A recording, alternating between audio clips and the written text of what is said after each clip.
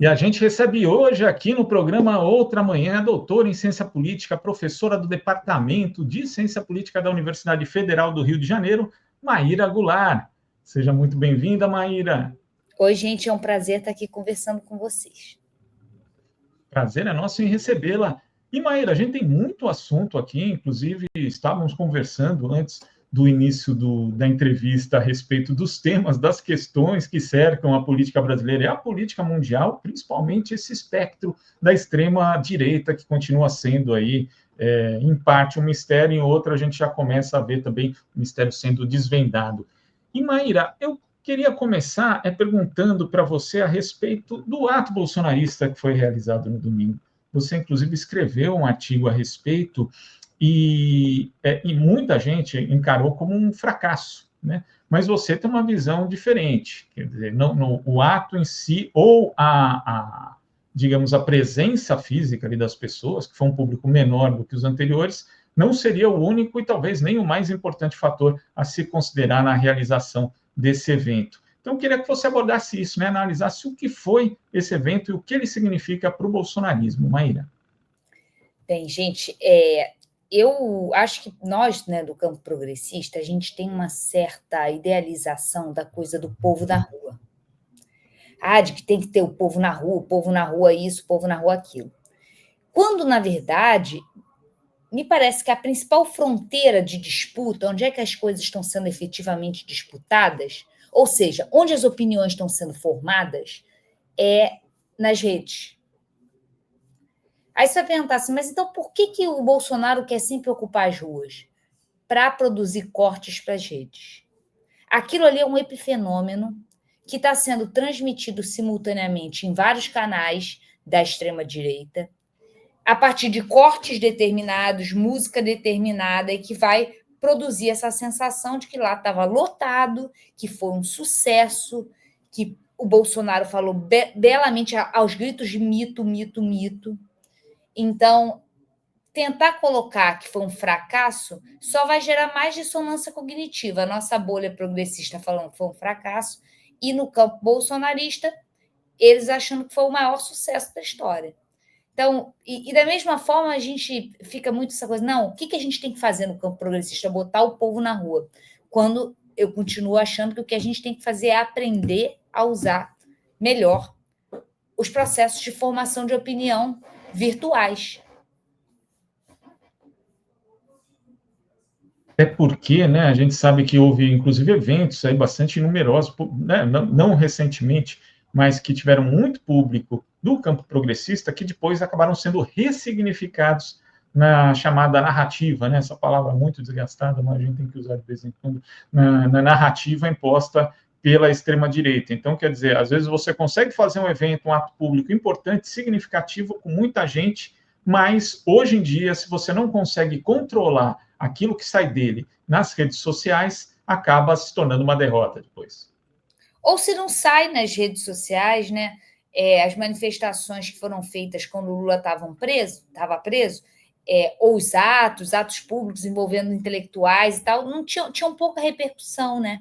O desafio agora é repercutir qualquer coisa para fora das bolhas. Mais do que ocupar as ruas, né? É você encontrar uma forma de comunicação que atinja aquela pessoa que ainda não te segue, aquela pessoa que ainda não pensa como você.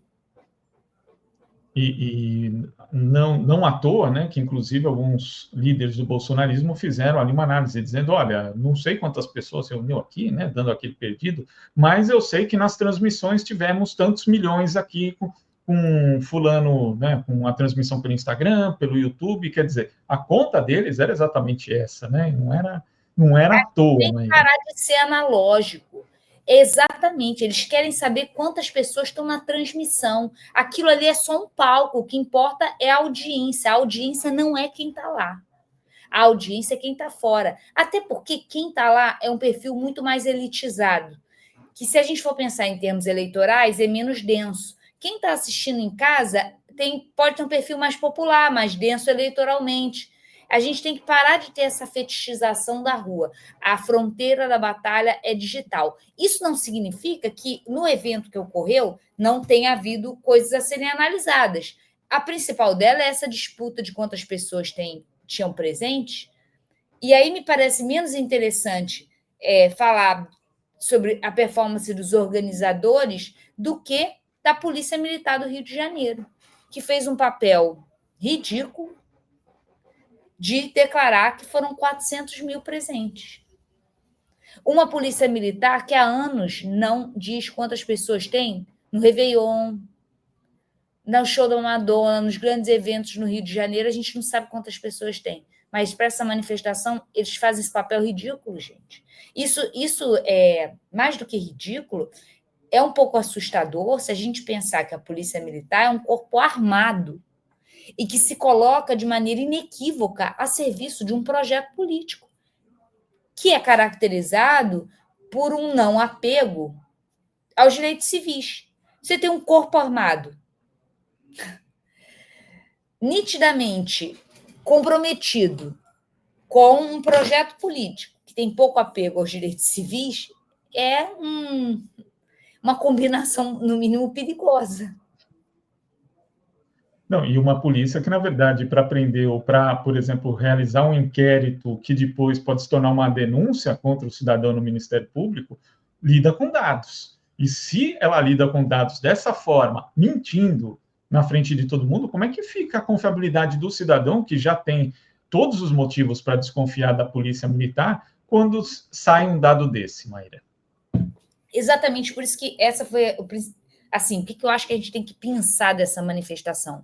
Para além do campo discursivo, do que aquelas pessoas ali falaram, 2 elementos. Esse papel da Polícia Militar, e essa informação é grave, e ela reforça um dado que a gente já tinha, que foi a participação dos policiais na tentativa do golpe. A gente tem na denúncia da PGR policiais federais, a gente tem um corpo de pessoas que têm como função portar armas a serviço da Constituição, essas pessoas se demonstrando cada vez mais comprometidas com um projeto político que vulnerabiliza a Constituição, que vulnerabiliza o Estado de Direito. Então, esse é um ponto. O segundo ponto que eu acho que a gente tem que pensar dessa manifestação, para além dos discursos, que a gente vai falar depois, é a presença de um grande número de autoridades. Então, o Jair Bolsonaro ainda é capaz de mobilizar o seu campo.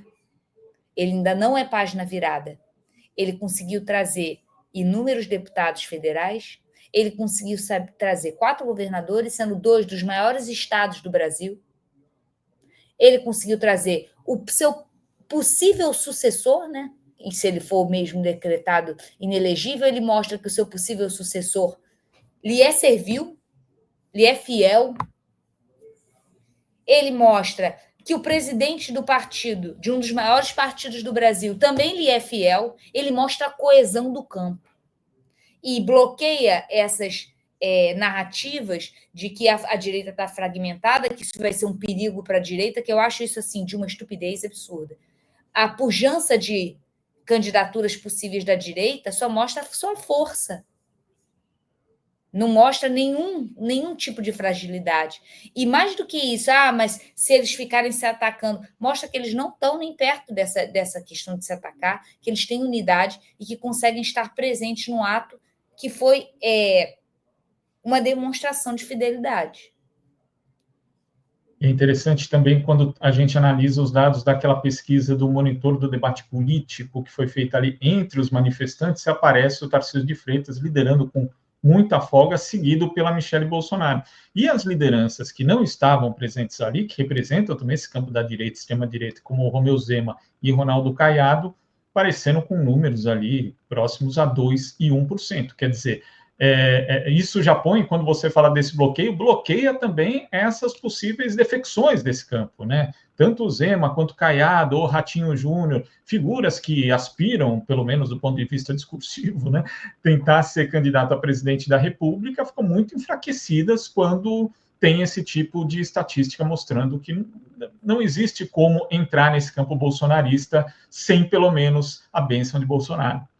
Perfeito. Mostra o quê? O bolsonarismo é forte, fortíssimo, ele estrutura a direita, ele continua conseguindo fazer aquele que é o grande diferencial da direita que havia antes, né? Porque a gente sempre teve direita, a direita sempre foi antipetista, organizada, muito capaz de atrair o voto das camadas médias e altas, mas não conseguia se popularizar. Jair Bolsonaro é um turning point aí, porque ele consegue se popularizar, ele consegue colocar o discurso da direita na boca de uma população que é densa, que é numerosa, e que supostamente seria mais refratária a um discurso de conservação. Tudo bem, não necessariamente conservação social, mas conservação econômica, uma vez que é uma população que deveria estar mais suscetível a discursos de transformação da pirâmide econômica, de questionamento dos privilégios. E o que ele consegue, de alguma maneira, é fazer com que essa população não se identifique como aquele marginalizado que precisa da ajuda do Estado e que, portanto, estaria mais suscetível a votar em quem advoga por um Estado redistributivo, um Estado forte em termos de políticas sociais que auxilie os marginalizados. Ele consegue fazer com que um discurso de darwinismo social, né, de que os mais fortes têm mesmo que ganhar muito e que aqueles que não são capazes de correr atrás têm que ser deixados à própria sorte, ele consegue fazer com que não só as elites que sempre pensaram isso continuem pensando, como o campo popular. Agora, ele mexe também, né, com um ideário que não é só brasileiro, e aí eu vou passar aqui para dados que você atentou para a gente aqui, Maíra, do David Shor, né, que é chefe de ciência de dados do Blue Earth Research, uma grande empresa de consultoria do Partido Democrata, que ele expôs ali no programa do Ezra Klein, do The New York Times. E na verdade, são dados vindo de uma pesquisa significativa, com 26 milhões de respondentes, né? 8 milhões de pessoas únicas, inclusive, falando nesses questionários. E dá para a gente ver, Maíra, de como evoluiu. Primeiro, eu até queria mostrar aqui esse dado que você chamou a atenção para a gente, né, da pesquisa, que é esse aqui, mostrando, inclusive, a evolução, né, de determinados segmentos conforme a eleição nos Estados Unidos, né, 2016, 2020, 2024. E a gente está falando disso porque é importante, né, entender como as pessoas reagem a discursos da extrema-direita, a candidatos da extrema-direita, porque existem muitos paralelos para ser feitos também aqui no Brasil. Então, Maíra, queria que você comentasse isso e o que né, o que isso mostra, na verdade, o que esses dados traduzem em relação a esse desempenho e a própria eleição de Donald Trump lá. Perfeito. Eu acho interessante observar como que há uma mudança nos Estados Unidos nessa pesquisa. Primeiro, a gente tem, vamos com calma. Por que o paralelo com os Estados Unidos é importante para a gente? Porque essa extrema-direita que a gente visualiza hoje, tiro hoje. Fenômenos políticos têm uma natureza sistêmica, a gente viveu todo o século XX a partir, pelo menos até as suas duas últimas, de 62 até 89, a gente teve a sociedade global organizada a partir da Guerra Fria, que era um fenômeno global, sistêmico, e isso afetava diretamente as configurações políticas locais. Então, assim, fenômenos políticos são sistêmicos, eles têm componentes globais. Por quê? Porque há um sistema político-econômico internacional que afeta, né, um sistema de poder que afeta as elites políticas de maneira sistêmica, né, de maneira global. Então, é importante observar esse paralelo com os Estados Unidos, até porque é a nossa potência hegemônica, né, aqui na nossa América. Outra coisa que eu acho interessante da gente fazer uma ressalva sobre esses dados que a gente vai falar é a forma como ele opera os surveys, que é um pouco parecido com a forma como a Atlas opera o survey aqui. A Atlas não faz um survey e dá os resultados do survey. Não faz uma pesquisa de opinião e dá os resultados. Ela faz ajustes, projeções, cálculos, a partir da perspectiva de que, principalmente, o eleitor da extrema-direita não responde de maneira genuína pesquisas de opinião. Eu acho isso muito estranho, mas eu tenho dificuldade. Eu prefiro que me dê os dados e eu ajuste na minha própria cabeça. Ou me dê os dados e me dê o ajustado. Mas eu gostaria de saber como as pessoas de fato responderam a essa pergunta. E não como, com esses cálculos matemáticos, elas foram ajustadas. Esse slide que você está mostrando, ele mostra como que a população hispânica e negra e asiática, ou seja, não branca, foi progressivamente aderindo aos discursos da direita, né, e reduzindo a sua adesão ao Partido Democrata. Esse é um fenômeno que ocorre aqui também no Brasil, quando se a gente for pensar não em termos raciais, mas também em termos raciais, mas no nosso caso a clivagem racial, a clivagem econômica é maior do que essa clivagem étnica. A gente observa que se a gente for comparar com 2014, a votação do Aécio Neves era muito mais branca, muito mais de pessoas com classe, pessoas mais escolarizadas, pessoas com mais dinheiro. E Jair Bolsonaro consegue conservar esse apoio nas elites, nos brancos, e ampliar a capilarização da direita nas classes populares. Esse é o paralelo que eu consigo fazer com esse slide. Mas também é claro que a gente não pode deixar de comentar como que alguém que tem uma plataforma anti-imigração, uma plataforma racial de supremacia branca, pode conseguir essa adesão em populações que seriam que deveriam perceber nele uma ameaça. E, a meu ver, a dissonância cognitiva, essas formas de informação, os processos de formação de opinião a partir de bolhas podem ser muito responsáveis por isso, né? A gente não sabe que informação está chegando nesse cara. Até porque, né, Maíra, quando a gente vê, por exemplo, o que o trumpismo faz em relação a isso, né? Eles estão agora atacando as políticas de diversidade e inclusão. Eles atacam durante o tempo todo a teoria crítica da raça. Eles têm essa pregação que é um pouco da extrema-direita, que é falar, não importa a sua etnia, não importa a sua raça, importa se você é humano, importa se você tem os valores familiares e tal, e não sei o quê. Assim, o impressionante é que, por esses dados, quando a gente vê, por exemplo, essa evolução, né, indo, parece que isso funciona, e de repente a identidade da pessoa, a identidade política da pessoa, ela não é mais aquilo que tem a ver com a etnia, com a raça. É interessante você ver, inclusive, com imigrantes sendo deportados, e aí a pessoa fala, poxa, mas eu achava que ele só fosse pegar bandido, eu achava que ele... Eu falei, olha, se você não entendeu realmente o que ele estava propondo, é porque essa questão da identidade na cabeça da pessoa era outra. Ela estava se vendo ali como uma pessoa batalhadora, mãe de família, pai de família, e o Trump não. O Trump ele tem outro tipo de visão política, de visão de mundo, né? Então, tem isso, Maíra, quer dizer, a pessoa, de repente, começa a se identificar de uma outra forma do ponto de vista político mesmo? Concordo demais. E eu acho que tem um fator aí que cada vez mais me convence de ser o fator predominante e que deveria orientar o nosso olhar enquanto membros do campo progressista, que é a ideia de solidariedade. Porque me parece que a gente tem aqui uma redução da adesão a valores solidários. Eu não acho que esse hispânico, esse asiático, esse negro, ele não saiba que a ascensão do Trump vai ser pior para as pessoas da etnia dele. Mas ele acha que ele é diferente. E ele não se importa com o que acontece com essas outras pessoas.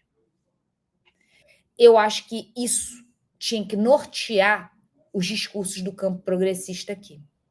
E responde um pouco à exortação final do Bolsonaro na passeata, quando ele fala assim, ó, a esquerda só vai ter no programa dela a defesa da democracia. Não tem mais nada nesse programa.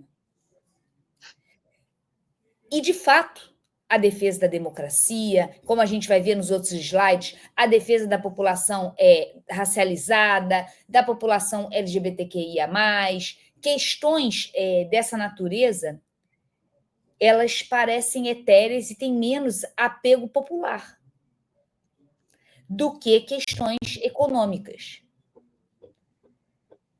Mas as questões econômicas, elas passam a ser vistas por um prisma da inversão quando as classes populares deixam de se identificar como classes populares e passam a se identificar como elite, como empreendedores / patrões de si mesmo. Então, talvez tentar mimetizar um discurso, modular um discurso, deformar o discurso do campo progressista para atender a isso, não seja a melhor estratégia. A melhor estratégia seja assim, calma, a gente aqui é a favor dos mais vulneráveis. A gente é a favor dos que precisam de mais ajuda. Você não é solidário com essas pessoas? Relembrar que ser solidário é um valor cristão, é um valor que era constitutivo da sociabilidade brasileira e mundial, da sociabilidade cristã e religiosa. Não quero me ater ao cristianismo, mas as religiões, de modo geral, valorizam, e a própria moral, a própria ética moral valoriza a dinâmica da solidariedade. E a gente observa, tem pesquisas no Brasil que são muito emblemáticas nisso, como a do professor César Zucco, da FGV, em que ele mostra que a percepção sobre o mérito do outro é determinante no voto em Jair Bolsonaro. Ou seja, pessoas que pensam assim, mas esse pobre não merece ganhar o Bolsa Família. Mas esse negro não merece entrar por cota. Quem merece sou eu, que batalhei, que acordei 6 da manhã. Mesmo quando essa pessoa é uma beneficiária também. Quando ela nega o mérito do outro, quando ela não tem empatia pelo outro, dificilmente ela vai votar no campo progressista, que tem na empatia, na solidariedade, um valor fundamental. E o que eu acho incrível disso, Maíra, até estava comentando ontem no programa, que no Brasil você acaba tendo essa pessoa que é da classe média, ali, que tem muita raiva, mas tem raiva mesmo, da pessoa que recebe o Bolsa Família, da pessoa que recebe um auxílio, mas faz parte de fã-clube de bilionário. Aí você chega para explicar para a pessoa assim, olha, esse bilionário, ele não é bilionário por mérito. Ele é bilionário primeiro. Aqui no Brasil, segundo o levantamento, 60% é herança. Então, ele é bilionário só porque nasceu. Se ele não tivesse... é isso. Nasceu, então, o mérito dele foi ter vindo ao mundo. E aí, quando a gente fala de desoneração, de elisão fiscal, de sonegação, de benefício fiscal, inclusive, né, desoneração, que é chamado de desoneração, mas que o termo, inclusive, que que tecnicamente se usa é gasto fiscal, né? Só que nunca isso sai na mídia corporativa, ninguém chama de desoneração de gasto, até porque os veículos da mídia são beneficiários da desoneração.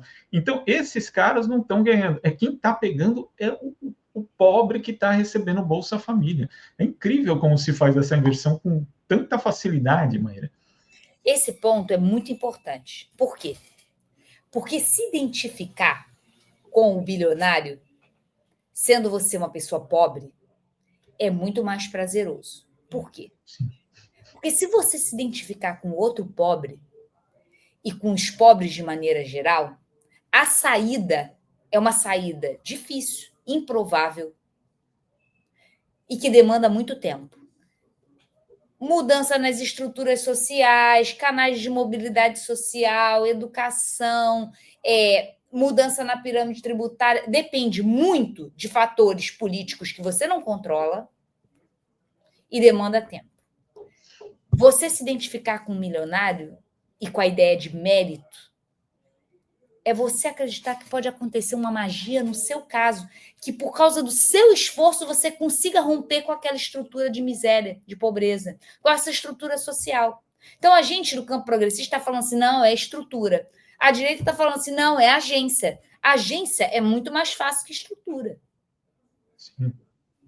Então, a gente também não pode ficar num lugar que não tem magia nenhuma, que é o lugar da defesa de uma estrutura onerosa e dolorosa, da defesa não, mas da defesa da mudança de uma estrutura social que é demorada e que depende do Estado, que é algo que o cidadão aprendeu a não confiar, com razão,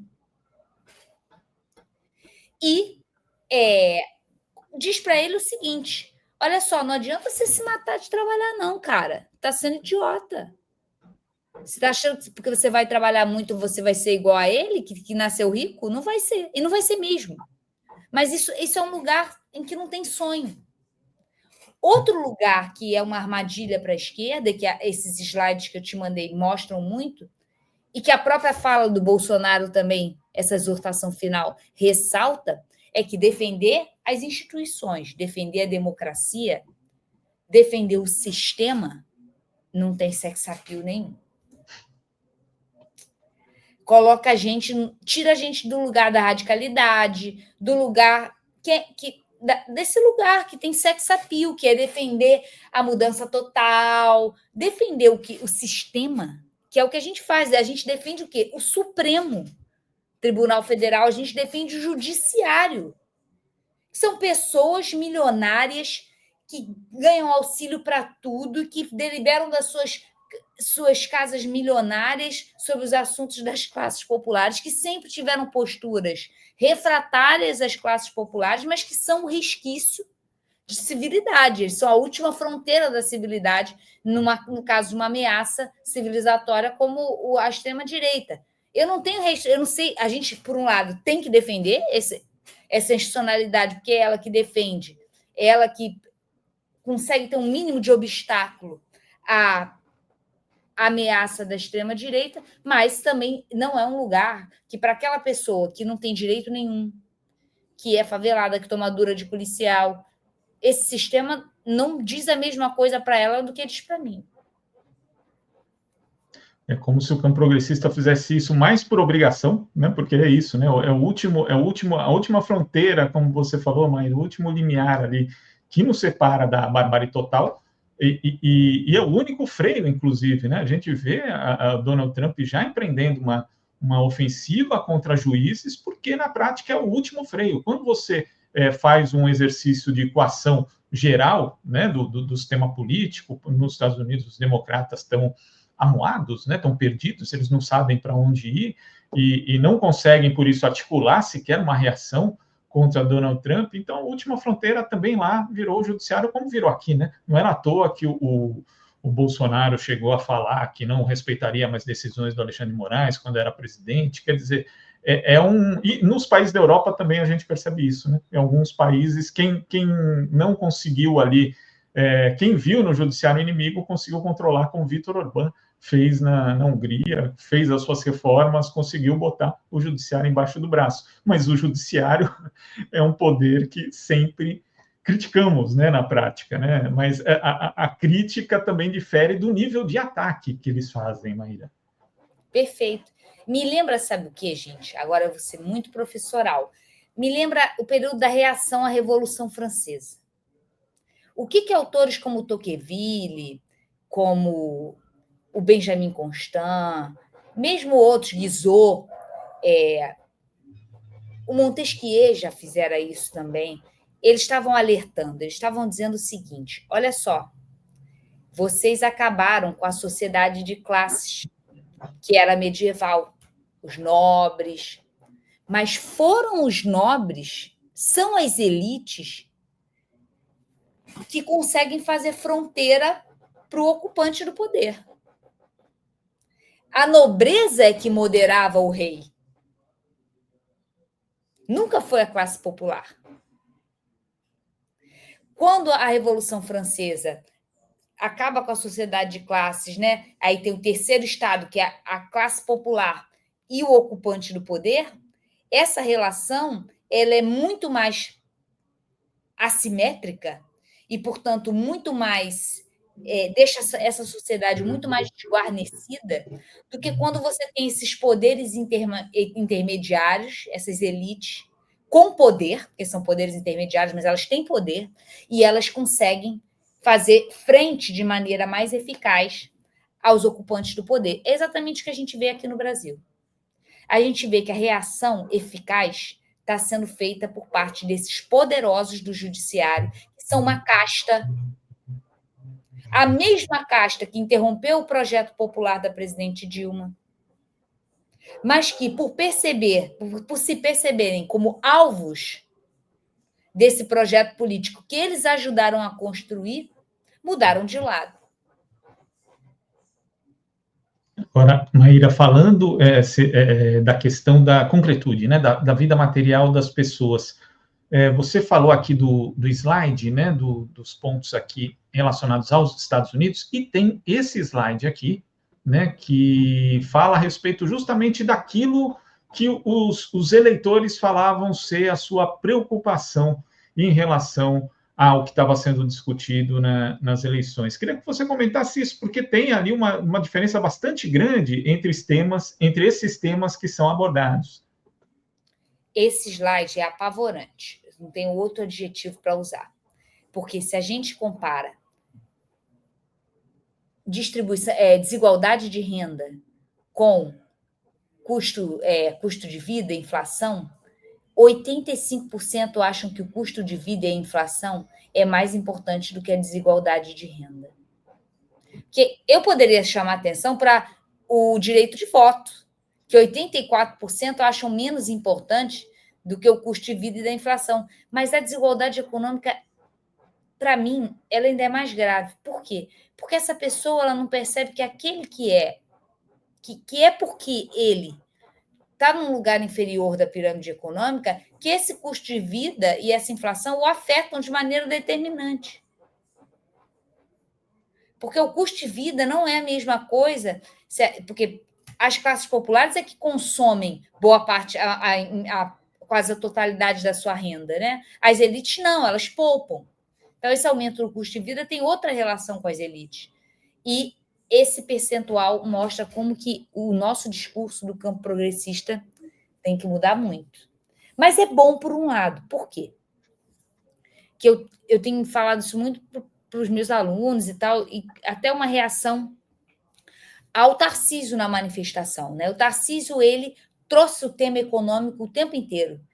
E a gente vê isso, né? Com esse bordão novo, tá tudo caro, volta Bolsonaro, e eles falando do preço do ovo, do preço disso aqui. É ruim por um lado, mas por outro é bom. Sabe por quê? Porque enquanto eles estiverem falando de economia, a gente aprendeu a falar sobre isso. Eu aprendi a falar sobre economia, você aprendeu a falar sobre economia, a gente consegue ter um discurso bom sobre isso. Quando eles estiverem falando sobre Deus, família, sobre o absurdo que é ser gay, sobre o absurdo que é ser feminista, eles colocam a gente num lugar que a gente não consegue sair. A gente não vai conseguir defender pautas populares sobre isso. Porque não é popular ser a favor da pessoa ter uma identidade de gênero diferente, da pessoa... Essas pautas, elas não são populares. E não vão ser. Eu não consigo fazer um discurso sobre Deus, sobre a família, mas eu consigo fazer um discurso sobre economia. E os nossos atores do campo progressista também. Então, eu acho bom que o tema venha para cá. Porque aí a gente não tem que abrir mão de tudo que a gente sempre acreditou. Porque se o tema for para a pauta social, a gente está ferrado. Porque para ganhar a eleição, a gente vai ter que vulnerabilizar a minoria, que é algo que a gente vai contra tudo que a gente defende. Então, que bom que o tema vai ser economia. Que fique assim.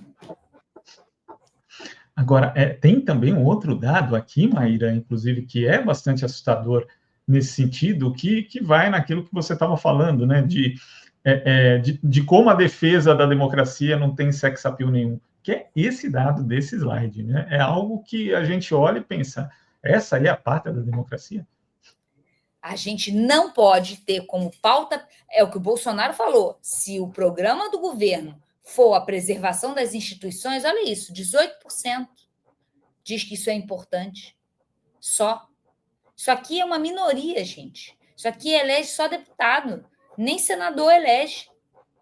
A gente não pode ficar encapsulado nessa questão da defesa da democracia. Isso não vai ser suficiente. A gente tem que falar sobre coisas que as pessoas se importam. Não adianta gritar mais alto que não vai ser ouvido. Ah, mas a gente não vai ter nada se a gente não tiver democracia. Não adianta repetir isso, gente. Não vai fazer sentido.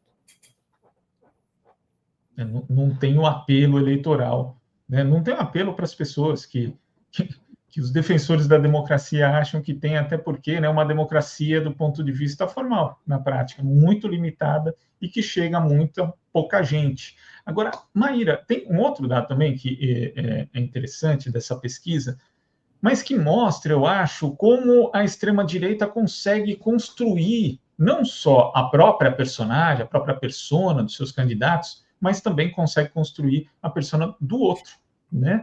Ela chega e consegue definir ali aliás, não, né? Isso daqui é o outro, é o seguinte que eu queria falar, na verdade, deixa eu até colocá-lo aqui, que é esse, que fala aqui da disputa entre a Kamala Harris e o Donald Trump e como as pessoas se posicionam em relação aos dois candidatos, né? O que dá para a gente tirar conclusão a partir disso, né? Que conclusões que a gente pode tirar a respeito né, desses dados que me parecem, assim, as pessoas, no caso, estão dizendo que acham que a Kamala Harris é mais liberal, né? Liberal no ponto de vista dos Estados Unidos é um pouco diferente daquilo que a gente adota no Brasil. Não estamos falando de liberalismo econômico, né? Mas de valores liberais, valores mais relacionados ao campo progressista. Como é que você vê isso? Faz parte dessa construção de identidades, de personalidades que a extrema-direita faz com êxito na maior parte do tempo? Perfeito. Não poderia concordar mais com você. Como que uma política com uma trajetória muito pouco radical, né? A Kamala Harris é uma liberal, mas uma liberal num sentido... Alguém muito pouco comprometido com transformações radicais, né? É vista como mais liberal do que 49% dos entrevistados. Isso me chamou muita atenção. E só 27% dos entrevistados haviam como próxima da sua própria concepção. Mas também me mostra aqui que o Trump era visto também só com 33% de adesão, assim, de proximidade da visão. Aí parece o quê? Que a gente tem aquilo, uma polarização entre dois grupos que não conseguem ser majoritários sozinhos. Só que o campo conservador está conseguindo pegar mais dos voláteis, dos que não concordam de maneira integral com nenhum, do que o campo progressista. O campo progressista parece que está mais nichado e o campo conservador conseguindo atrair mais aquilo que a gente chamava antigamente o eleitor médio. E isso eles falaram muito nesse podcast que entrevistou o dono, né, o dono da agência de pesquisa, quando ele fala assim, antigamente, nas últimas eleições, o turnout, a abstenção, favorecia o Partido Republicano, porque eram os mais adeptos ao Partido Democrata que não iam votar. Esse eleitor médio, essa pessoa que não se interessa tanto. E esse cara mudou. Esse cara agora vê na extrema-direita uma coisa viável, uma coisa possível. Não é o que toca meu coração, mas eu poderia votar nele. Que é uma certa domesticação da extrema-direita, que passa a ser vista como uma opção entre outras. E muitas vezes uma opção que pode ter esse... eu não gosto de nenhum dos dois, vou votar no Trump porque ele pelo menos é diferente. Ele pelo menos tem um discurso de radicalidade. O Partido Democrata vai ser mais do mesmo. E é interessante, Maíra, você falar isso, porque eu lembro que uma vez eu li um deputado que participou ali da Assembleia Constituinte falando quando teve a discussão sobre o voto obrigatório e o voto facultativo. Ele falou, não, o voto tem que ser obrigatório, porque se o voto for facultativo, só a esquerda vai ganhar a eleição no Brasil. E que justamente era a ideia que os democratas tinham, né?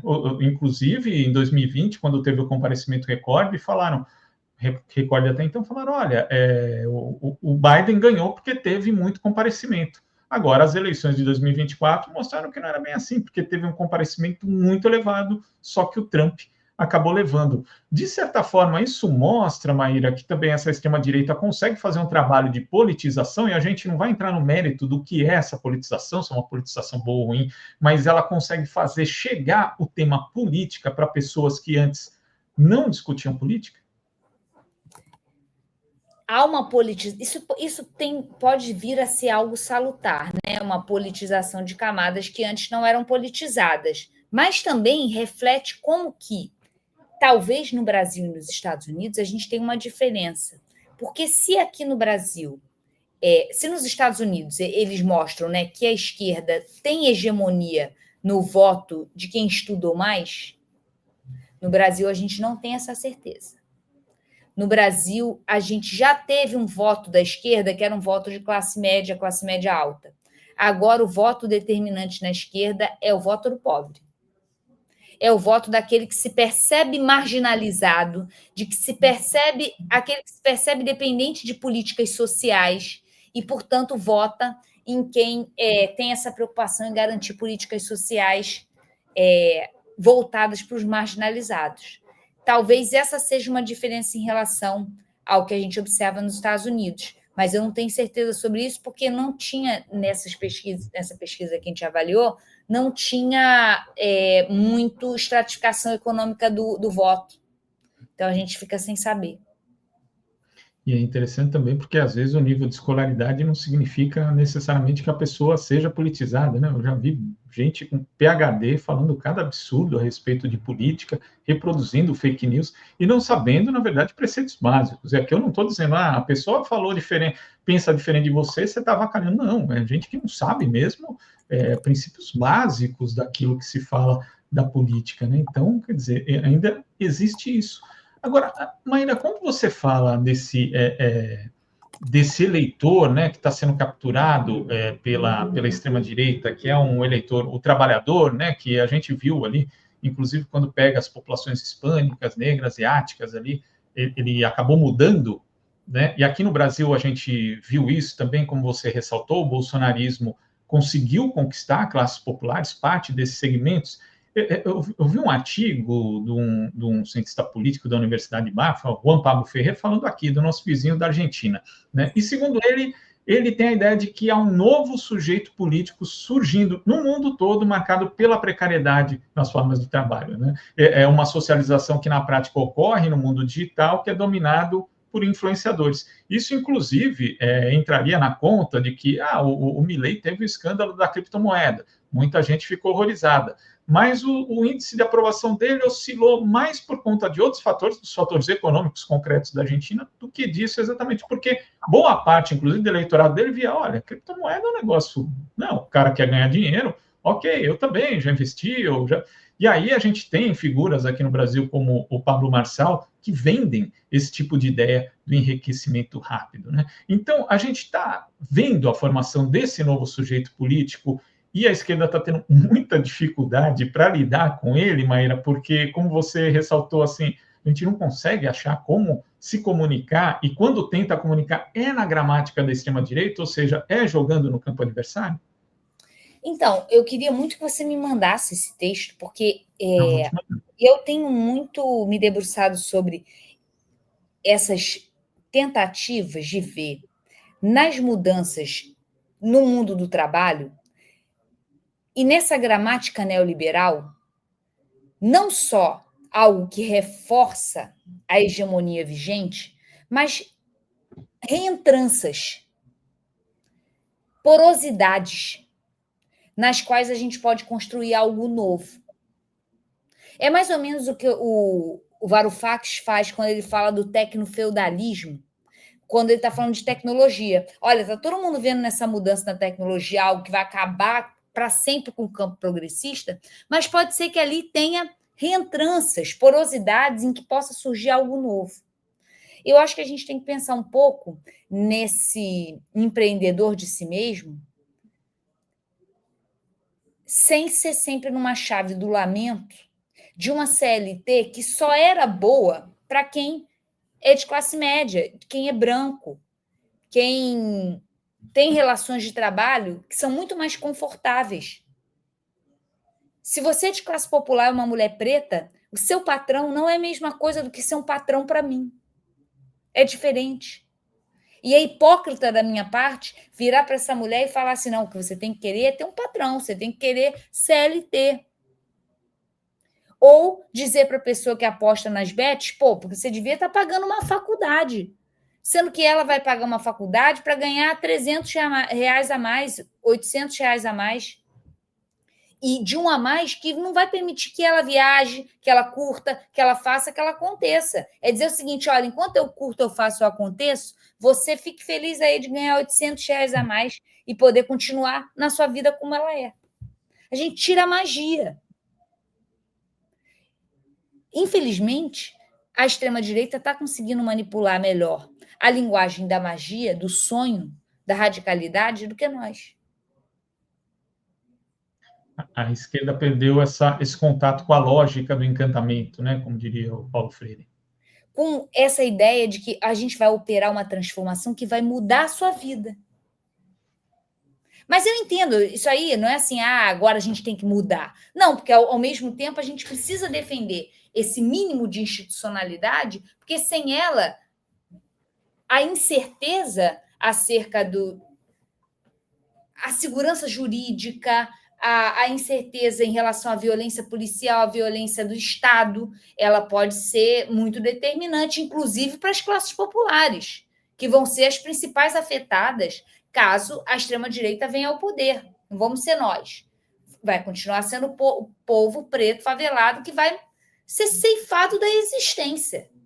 Porque você vai ter uma polícia empoderada por uma camada, por uma elite que já queria fazer esse genocídio e agora tem um mandato para isso.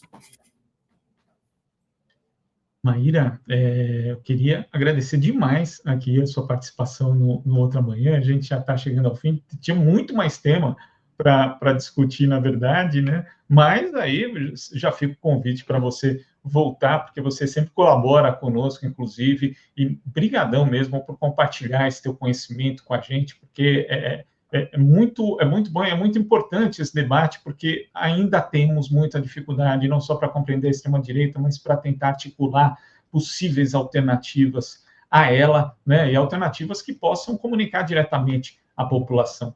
Então, muito obrigado, Maíra. Olha, eu que agradeço e quero dizer o seguinte, diferentemente de outros professores, né, que dão aula sobre coisas que eles sabem, eu sempre falo que eu dou aula sobre uma coisa que eu não sei, porque eu dou aula de política, e a política ela sofreu uma inflexão tão profunda com a ascensão da extrema-direita, e se a gente for pensar na política macro, mas mesmo na política micro, no Brasil, por exemplo, as emendas parlamentares, elas provocam uma alteração tão determinante na relação entre os poderes, quando eu dou aula de instituições. Então, eu dando aula de política num âmbito mais macro internacional, ou de política em instituições brasileiras, eu estou dando aula do que eu não sei, ninguém sabe como se comunicar com esse pobre que se acha rico, ninguém sabe o que vai acontecer com o orçamento, se o governo vai aprovar, se não vai aprovar, o que vai acontecer. Eu me coloco num lugar de quem está falando constantemente sobre temas que não tem resposta certa nem errada. Mas eu acho que o nosso papel, enquanto intelectuais, nesse momento, é tentar construir conceitos, explicações que minimamente deem conta dessas transformações violentas pelas quais a gente está passando. E essas reflexões são muito importantes nesse momento mesmo, em que todo mundo está tentando procurar uma luz, uma possibilidade nova. Maíra, brigadão, e fica o convite para você retornar aqui. Até a próxima. Eu que agradeço. Tchau, tchau.